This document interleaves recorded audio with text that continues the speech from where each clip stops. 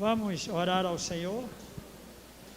Querido Papai do Céu, vamos abrir Tua Palavra para estudá-la, para aprender aos Teus pés como entregar o coração a Ti, a nossa vida, como pela Tua graça e Teu poder encontrar em Cristo a fortaleza e a força da nossa vida. Ajuda-nos a motivar-nos a buscar-te, a humilhar-nos perante Ti e buscarmos o poder e a graça do Senhor Jesus Cristo para a nossa vida. Abençoa-nos e cuida de nós com o Teu Santo Espírito, em nome de Cristo Jesus. Amém.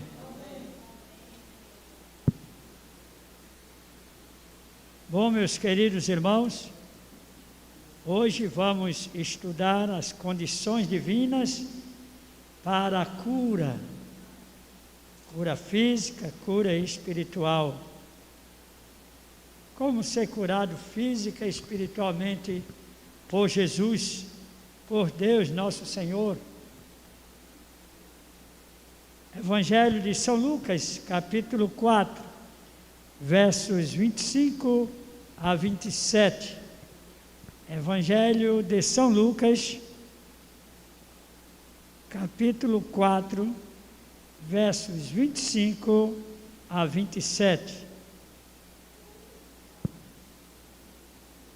Na verdade vos digo que muitas viúvas havia em Israel no tempo de Elias, quando o céu se fechou por 3 anos e 6 meses, reinando grande fome em toda a terra, e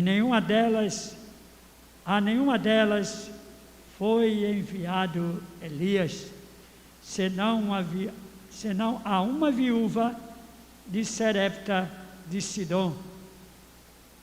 Havia também muitos leprosos em Israel nos dias do profeta Elias, e nenhum deles foi purificado, senão Naamã, o sírio. Jesus aqui faz menção de 2 fatos, de 2 pessoas que não eram judias, que não pertenciam à religião de Jeová e não pertencia à casa de Deus, mas foram curados. E muitos dentre o povo do Senhor, que também poderiam encontrar curas no Senhor, não foram curados. O primeiro caso ocorreu exatamente no primeiro sermão de Cristo, a igreja do Senhor, em Nazaré, onde ele fora criado. Foi um sermão bonito, um sermão forte. E ele dizia, se você observar logo aqui no verso 17, ora, aconteceu que num daqueles dias estava ele ensinando.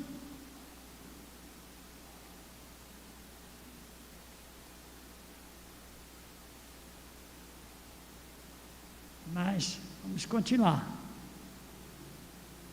Achavam-se ali assentados os fariseus e mestres da lei. São Lucas, eu estou lendo São Lucas capítulo 5, desculpe. São Lucas capítulo 4, verso 25. Na verdade vos digo que muitas viúvas havia em Israel no tempo de Elias. Então era para eu continuar a história, voltar um pouco e ver a situação que Jesus falou, deu essas 2 ilustrações de pessoas que foram curadas pelo Senhor. E então ali sim, Jesus estava, era o primeiro sermão dele, e ali ele estava na igreja de Nazaré, onde fora criado. E o que aconteceu?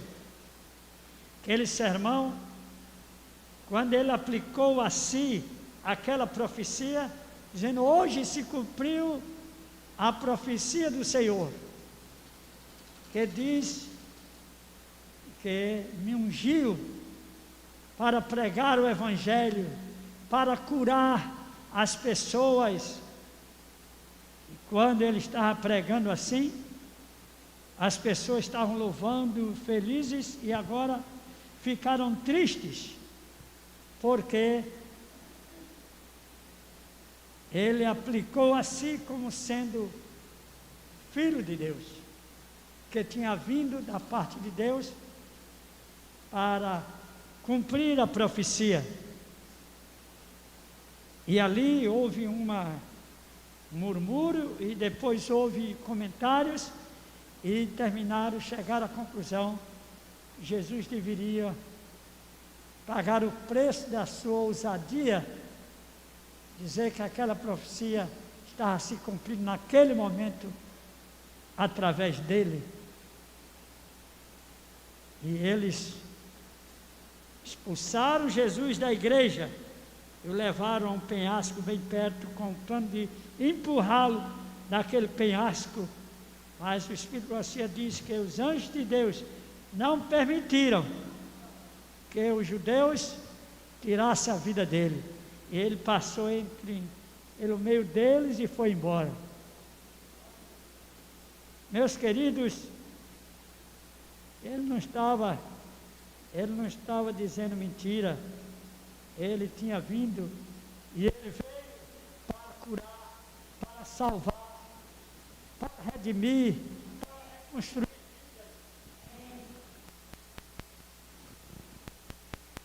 Ele veio, irmãos, para trazer-nos paz, alegria, felicidade, saúde física e saúde espiritual. Tem outro, né? Vamos ver outro.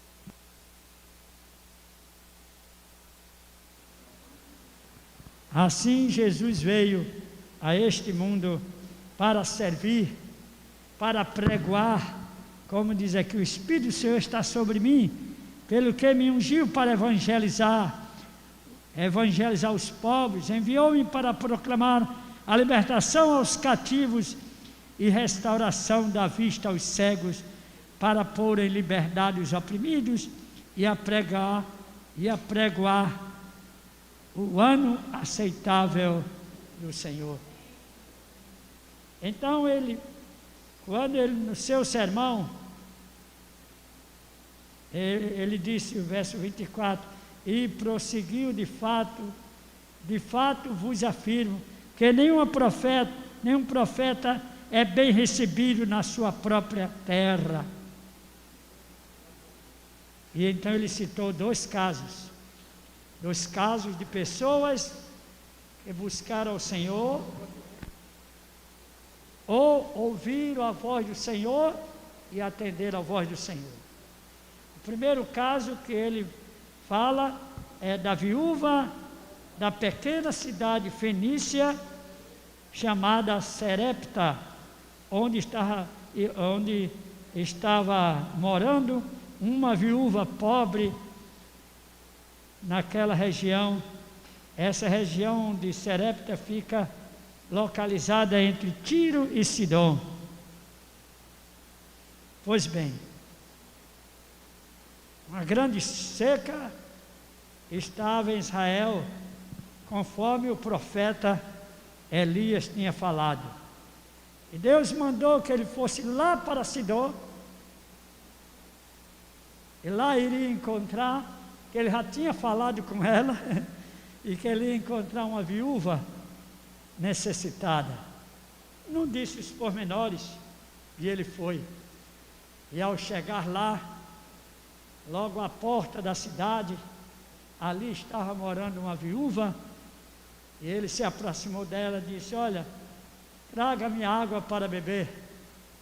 E ela foi saindo, e ele disse: mas traga também, faça um bolo para mim.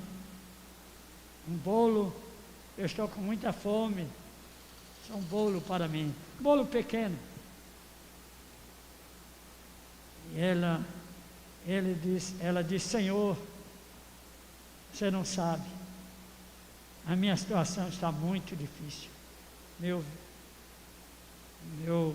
marido morreu, sou viúva, e eu tenho um pouco de trigo para fazer um pão e aguardar a morte, porque a seca está grande em todo lugar e não tenho mais recursos. E Elias olhou para ele: tudo bem, se preocupe não, Deus vai cuidar de você, mas faça primeiro o que eu estou lhe pedindo. Eu quero comer um bolo, um pão em forma de bolo, naturalmente. Faça para mim. Ela poderia dizer: Senhor, eu vou deixar de dar comida ao meu filho, que está morrendo de fome, deixar me alimentar para dar a você. Ela não fez isso. Ela confiou que Deus iria abençoá-la. Ela estava dando a última coisa que ela tinha. Ia ficar bem pequena porção de trigo para fazer um pão e esperar a morte. Já pensou nisso? Está bom, senhor, vou fazer. Fez o pão pequeno para ele e deu para ele. Ele orou ao Senhor. E então a bênção começou na vida dela. Não faltou, por muito tempo ele passou ali com essa mulher. Essa mulher era 3 anos e meio de seca. Então muito tempo ele passou ali. E não faltou mais nenhum trigo, não faltou mais o pão de cada dia para ela e para ele também.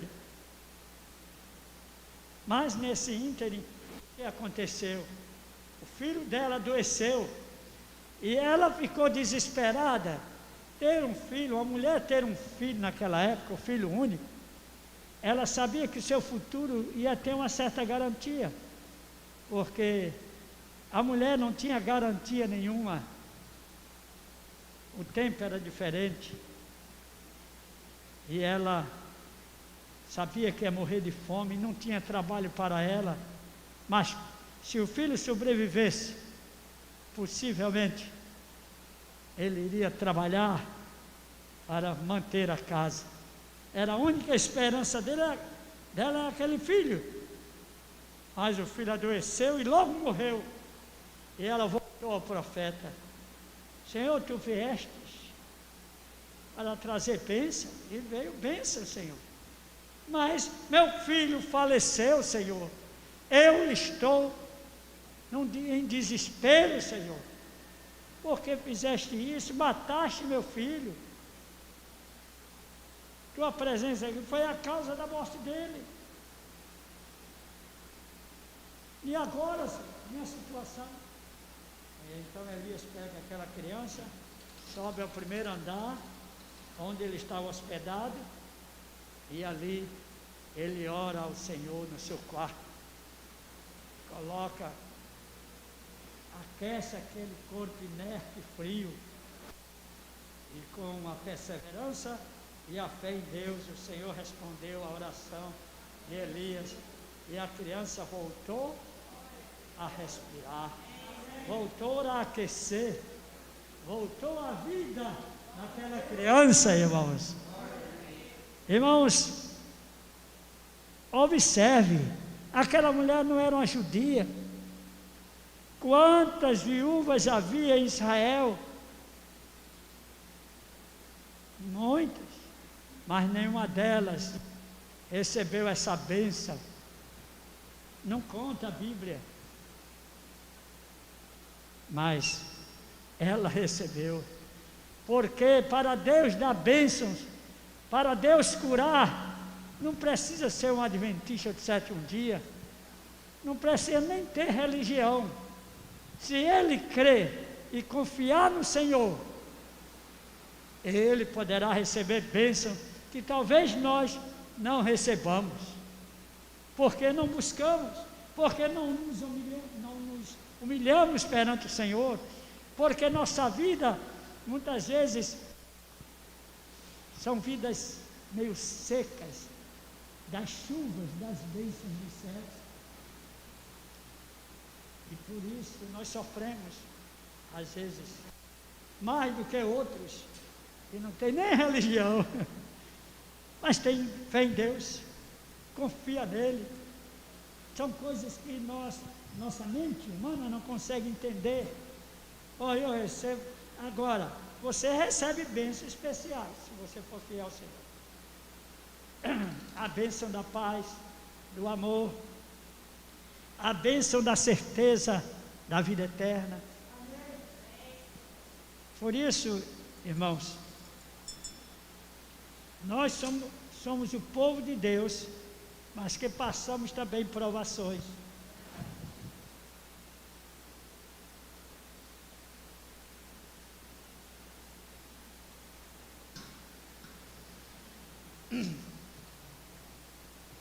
Então, meus queridos, esta mulher recebeu a bênção de Deus. E Jesus contou isto para a sua igreja. Era isso que ele estava contando, era esse sermão que ele estava fazendo. Privilégios que eles estavam perdendo, porque não buscavam o Senhor, não tirava madrugada para orar ao Senhor, não tirava tempo para estudar a Bíblia, não tirava tempo para as coisas de Deus no lar.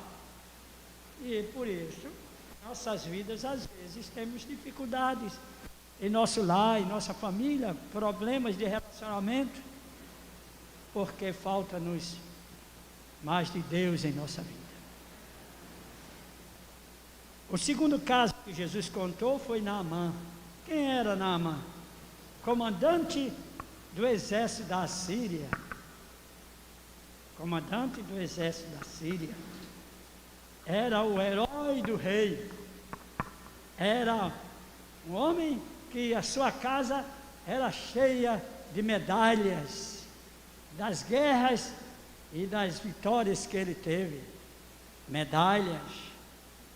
A Olimpíada, as pessoas receberam medalhas, os que foram vitoriosos. Ele tinha medalhas, naturalmente de ouro, era um homem rico. Nas paredes de sua casa tinha placas comemorativas de suas façanhas, de suas guerrilhas, espadas especiais e medalhas que lembravam bravuras militares. No entanto, ele tinha um grande problema. O problema de Naamã qual era? Ele era leproso. Isso aí era algo terrível para um homem tão importante. Era comandante do exército do rei. Era uma pessoa importantíssima, mas era leproso. Oh, quanto ele ansiava um dia não ter mais lepra, mas estava fadado a ser um eterno, enquanto vivesse aqui, um eterno leproso. E para as pessoas famosas, não gostam de apresentar quadros dessa natureza. Elas querem ser especiais, uma vida assim, íntegra, no sentido de ter boa aparência. Ter boa aparência, as pessoas adoram boa aparência. E quanto mais rico e mais famoso, as pessoas procuram andar de uma maneira que todos possam contemplar, observar seu rosto e ver um rosto bem maquiado de artistas, de pessoas assim. Meus queridos, ali estava um homem leproso, mas na história entra uma menina, uma garota que morava com o Naamã e a sua esposa, era criada, era a serva, iria viver para sempre naquele lar. Naturalmente era bem tratada, mas também era laboriosa. E um dia, conversando com a esposa de Naamã, ela disse: ah, Senhora, se o meu Senhor fosse lá na minha terra e falasse com o profeta Eliseu, ele iria curá-lo. Curá-lo? Sim, ele curou muitas pessoas lá. Até leprosos também, tudo. Ele é um grande curador. Se meu Senhor aceitasse essa proposta e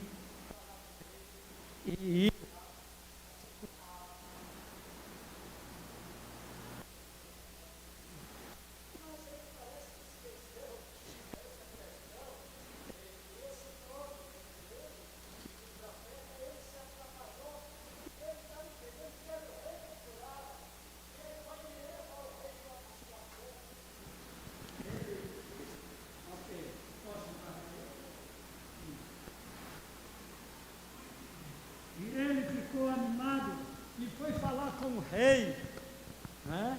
E chegou lá: seu rei, eu vim trazer aqui uns presentes para o senhor, e trouxe uma carta do rei, uma carta de recomendação, para o senhor me curar de uma lepra que eu tenho. E o rei ficou espantado: eu nunca curei ninguém, pensou ele. Ah, então naturalmente ele está se atrapalhando.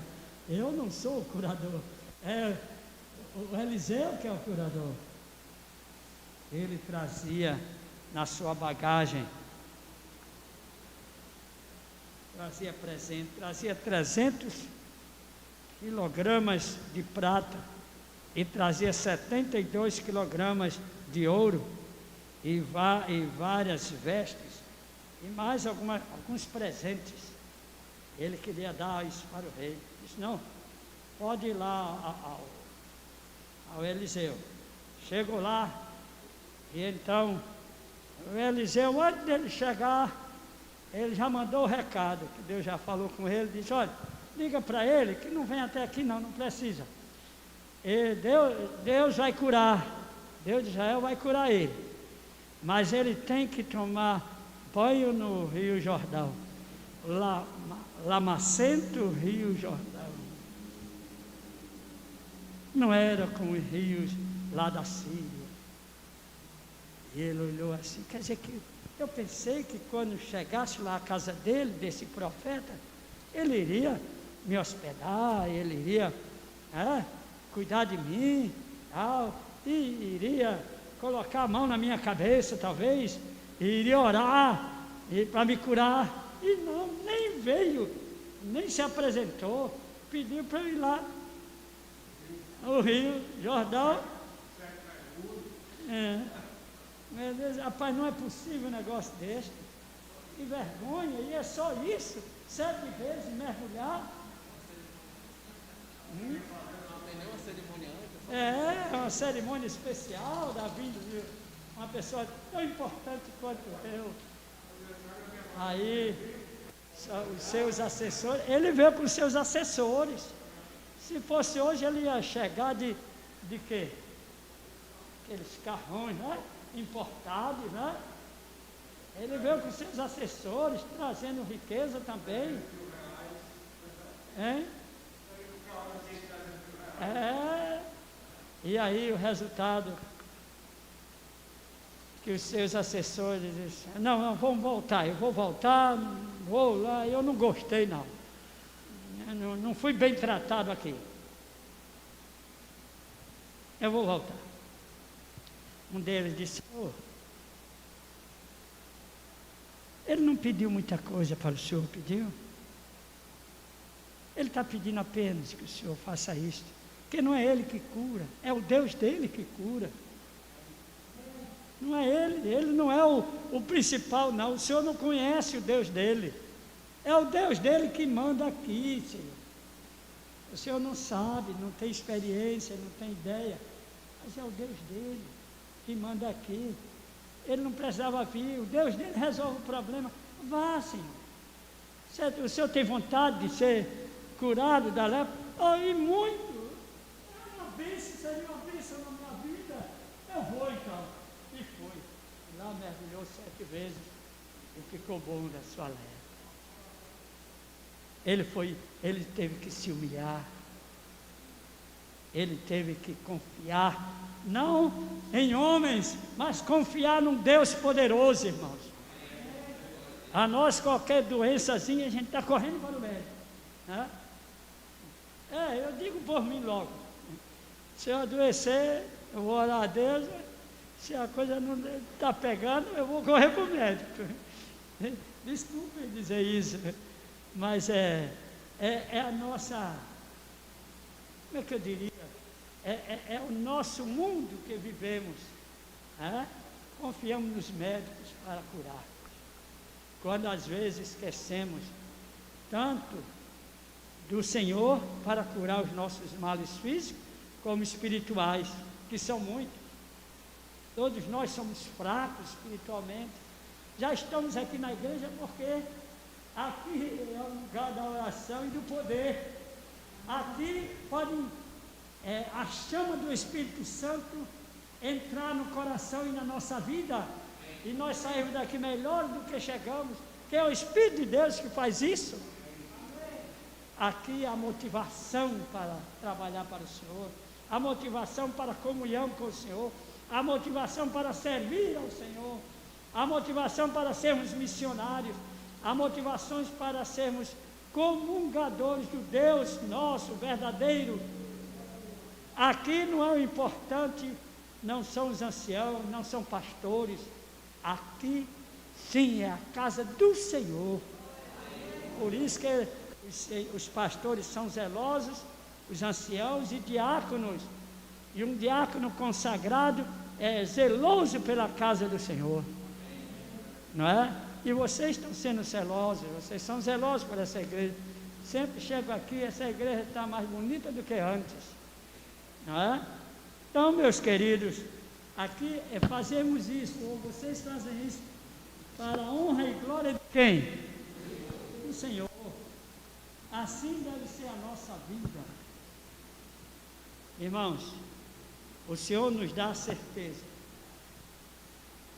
E se for da vontade do Senhor, Ele atenderá a nossa vida, nossas orações e nos ajudará.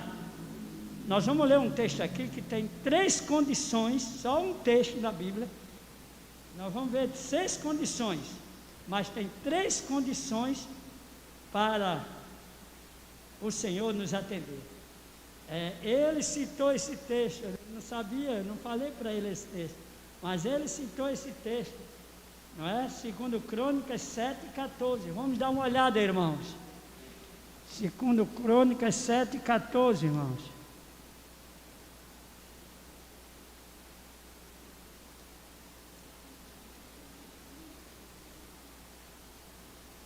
Segundo Crônicas 7:14, irmãos.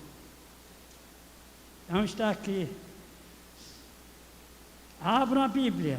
Veja como é bonito esse verso. Se o meu povo, que se chama pelo meu nome, se humilhar e orar e me buscar e se converter, olha, tem mais um, olha aí. Povo, humilhar, orar, buscar e se converter dos seus maus caminhos, então eu ouvirei dos céus, perdoarei os seus pecados e sararei a sua terra. Ah, se essa nação buscasse ao Senhor. É interessante, numa pandemia dessa, e os irmãos e nós temos um problema sério. Não vou para não pegar Covid lá na igreja, mas vai para o supermercado, vai para ar-condicionado, vai lá consultar o médico, vai ao hospital e etc. Tantos lugares que a gente vai, mas a igreja sempre há uma reserva. Oh, meus irmãos, eu só mostro para vocês como somos fracos, como nós somos de pouca fé. É assim, irmãos, por isso precisamos crescer na fé, na esperança da volta do Senhor. Primeira condição, se humilhar. A segunda condição, orar. A terceira, buscar ao Senhor. Buscar ao Senhor enquanto se pode achar. Invocai-o enquanto está perto. eu me considero um remanescente da Covid até agora. Não sei amanhã, nós não sabemos o dia de amanhã. Não sabemos se daqui a 3 dias nós estaremos no hospital. Não sabemos de nada. Meu filho, que é médico, me disse: papai, o senhor não vai acreditar no que eu vou dizer, mas nós médicos sabemos muito pouco dessa Covid. Ora, ele que é médico, que trabalha nisso, trabalha em hospital, é professor de uma universidade, conhece pouco, imagine nós, né? Leigos que somos. Ele disse: papai, até a vacina é preciso mais ou menos 8 meses para ela fazer efeito no organismo. Mas como me disseram que está vacinado, está imunizado? Não, você pode tomar a primeira dose, tomar a segunda dose. Não pense que você está imunizado. Você continua com dificuldades e que pode pegar ainda. Que coisa!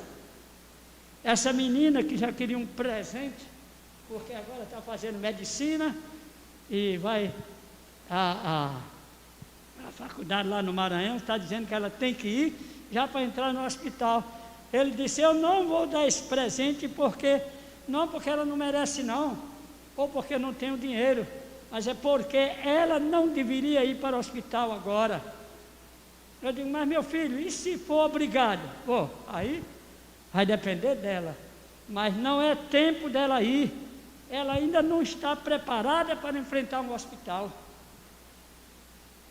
Ele sabe dos perigos, sabe mais do que nós dos perigos dos hospitais. Meus queridos irmãos, assim é a vida. São Mateus capítulo 9, verso 27 a 31, vai ser um dos últimos versículos que vamos citar. Vamos dar uma olhada, irmãos. São Mateus 9, 27 a 31. São Mateus 9, 27 a 31.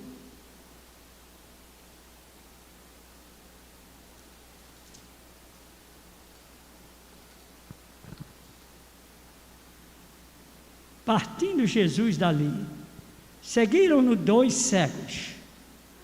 Como foi que eles seguiram? Naturalmente foram guiados, né? E um cego não vê, né? Foram guiados, né? Seguiram-no 2 cegos, chamando: tem compaixão de nós, filho de Davi. Tendo ele entrado em casa, aproximaram-se os cegos e Jesus lhes perguntou: credes que eu posso fazer isso? Olha, que pergunta. Essa pergunta, no meu modo de pensar, é uma pergunta para que eles pudessem querer a cura, de fato querer a cura, para que eles desejassem ser curados realmente. Parecia uma pergunta de quem que de fato precisava ser curado. Tem misericórdia de nós, filhos de Davi. É uma pergunta que denota o desejo sincero de livrar-se da cegueira. Essa pergunta poderia ser para despertar também neles a necessidade da cura e aumentar a sua fé, se realmente era uma prova de fé para eles. Saber realmente o que ele quer. Às vezes nós não sabemos o que queremos, e quando pedimos, até a oração não é tão forte não. A oraçãozinha, vamos ver se Deus atende, como fica e tal. É uma coisa. Irmãos, seja conforme vocês creem. Pergunta boa. Não adianta você orar se você não crê na resposta de Deus para você. É preciso crer realmente que vai ser curado para poder ser. Bom, queridos, Aí Jesus disse: seja conforme a vossa crença. Como a fé é importante. A fé já é um dom de Deus para nós. É maravilhoso Deus dar-nos um pouquinho de fé. Não precisa muita fé não. Só um pouquinho já é suficiente. Cabe a nós crescermos na fé. Sim, queridos, assim é. Credes? São João 5, 6. A última passagem de hoje.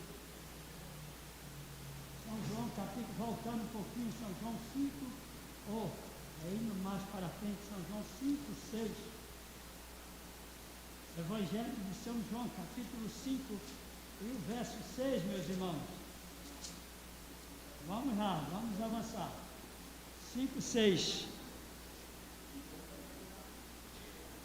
Aqui diz assim,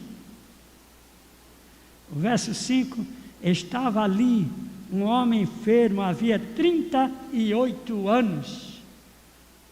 Jesus, vendo-o deitado e sabendo que estava assim há muito tempo, perguntou-lhe: queres ser curado? Tu queres ser curado? É uma pergunta também difícil. Difícil. Queres ser curado? Realmente é isso que vocês querem?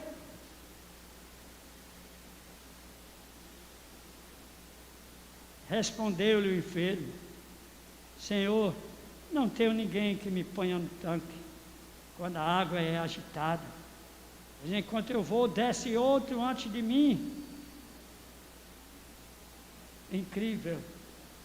38 anos. Alguém foi lá, pegou aquele cego, aquele paralítico, caso aqui é o paralítico de Betesda, né?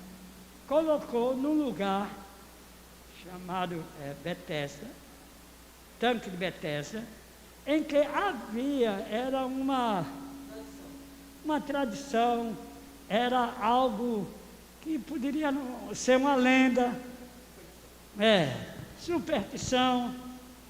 Colocou lá: fica aqui, quando a água estiver borbulhando aí, te mete lá dentro, vai lá, dá um jeito para cair lá dentro, tu és curado.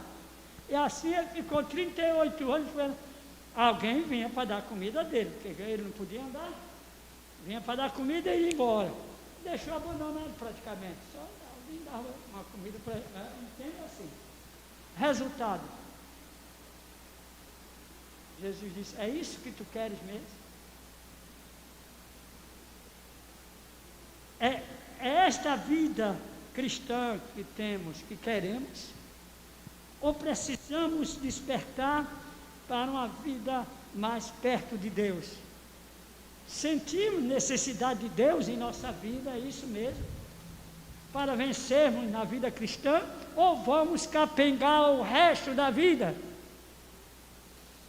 Ou vamos ser como outros, sendo levados para a igreja, como se fossem paralíticos? A mulher diz para o marido: vá à igreja. Hoje não. Meus queridos irmãos, não caminhava há 38 anos, não ia ao templo há 38 anos, que depois Jesus se encontrou com ele lá no templo. Olha, ele não foi ingrato para com Deus não, quando recebeu a bênção. Ele foi curado por Jesus, não precisou entrar lá no tanque não, porque tinha ali o Filho de Deus, o Deus eterno, o Deus Criador, mantenedor e redentor, irmãos. Ali estava perante ele. Por isso que ele vai: queres ser curado? Tu precisa realmente de cura? Eu sou a cura.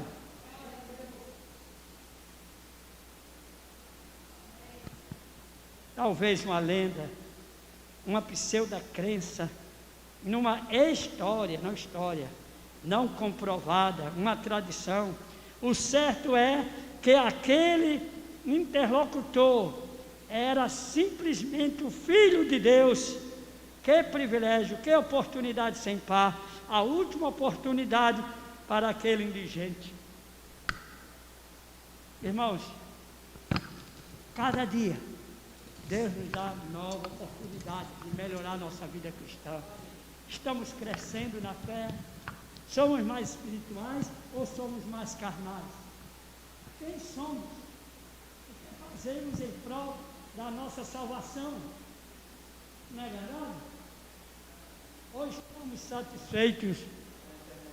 Sim, hoje estamos satisfeitos com o que somos. Deus nos abençoe e nos dê privilégio de ser mais fiéis ao Senhor, mais fortes espiritualmente, para podermos andar de cabeça erguida, sabendo que o Senhor está conosco. É o meu desejo, a minha oração.